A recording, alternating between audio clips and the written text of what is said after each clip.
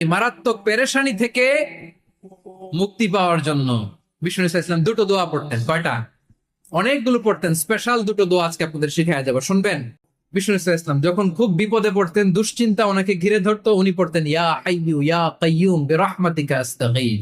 ইয়া হাইয়ু ইয়া কাইয়ুম, হে শাশ্বত অবিনশ্বর, হে চিরঞ্জীব, বিরহমাতিকা আস্তাগীথ, তোমার রহমতের উসিলায় তোমার কাছে ফরিয়াদ করি। এটা পড়তেন।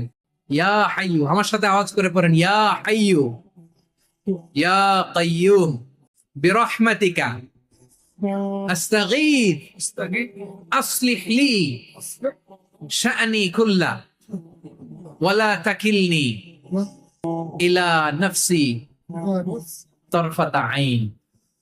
এভাবে দোয়া করলে আপনাকে বিপদ মুক্ত করবে কে? এই দোয়াটা কেন পছন্দ আল্লাহর কাছে?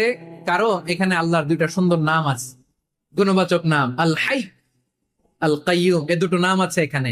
আবার এই দুইটা আয়াতুল কুরসির অংশ। আয়াতুল কুরসির শুরু তো এটা আসরা নাই, হ্যাঁ আসরা নাই। 3 নাম্বার কারণ, এটা ইসমে আজম। কোন দোয়াটা ইসমে আজম? যে দোয়া ওসিলায় দোয়া করলে আল্লাহ দোয়া ফেরায় না। অনেকগুলো মত আছে, সবচেয়ে ভ্যালিড মত হচ্ছে এটা, ইয়া হাইয়ু ইয়া কাইয়ুম, এর ওসিলা দিয়ে দোয়া করলে দোয়া কবুল করে কে? 2 নম্বরে বিশ্বনবী মারাত্মক বিপদে পড়লে আরেকটা দোয়া পড়তেন, আল্লাহুম্মা ইন্নী আবদুক। আগে দোয়াটা পড়ি, শুনেন। আল্লাহুম্মা ইন্নী আবদুক ওয়া ইবনু আবদিক ওয়া ইবনু আমাতিক নাসিয়াতি বিয়াদিক মাদিন ফিয়া হুকমুক আদলুন ফিয়া কাদাউক আসআলুকা বিকুল্লি ইসমিন হুয়া লাক সাম্মাইতা বিহি নাফসাক আও আনজালতাহু ফি কিতাবিক আও আল্লামতাহু আহাদাম মিন খালকিক أو استأثرت به في علم الغيب عندك أن تجعل القرآن ربيع قلبي ونور صدري وجلاء حزني وذهاب همي। سبحان الله পড়েন।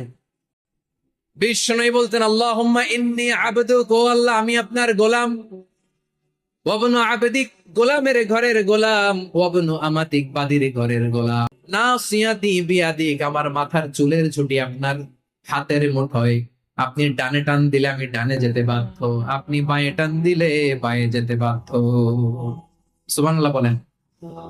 আল্লাহ আসআলুকা বিকুল্লি ইসমিন হুয়া লাক নাসিয়াতি বিয়াদিক মাদিন ফিয়া হুকমুক, আপনার নির্দেশ আমার উপর কার্যকর হবেই হবে। আদলুন ফিয়া কাদাউক, আপনার ফয়সালা, যেই ফয়সালাই আপনি আমার জন্য করেন এটাই ইনসাফ। সুবহানাল্লাহ বলেন। এভাবে কায়মান বাক্যে আল্লাহর কাছে বিশ্বনবী দোয়া করতেন।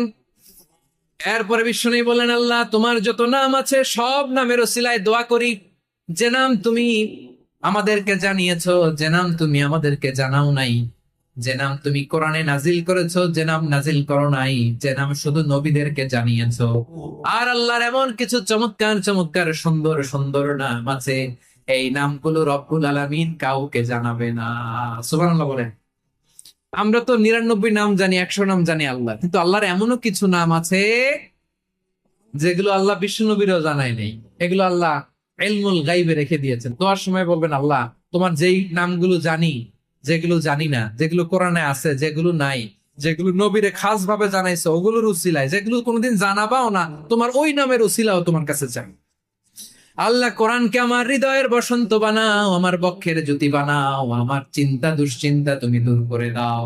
বিশ্বনবী বললেন, এই কালিমাগুলো, এই বাক্যগুলো পড়ে যদি কেউ আল্লাহর কাছে ফরিয়াদ করে, তার হৃদয় থেকে দুশ্চিন্তা কাটিয়ে দিবে কে?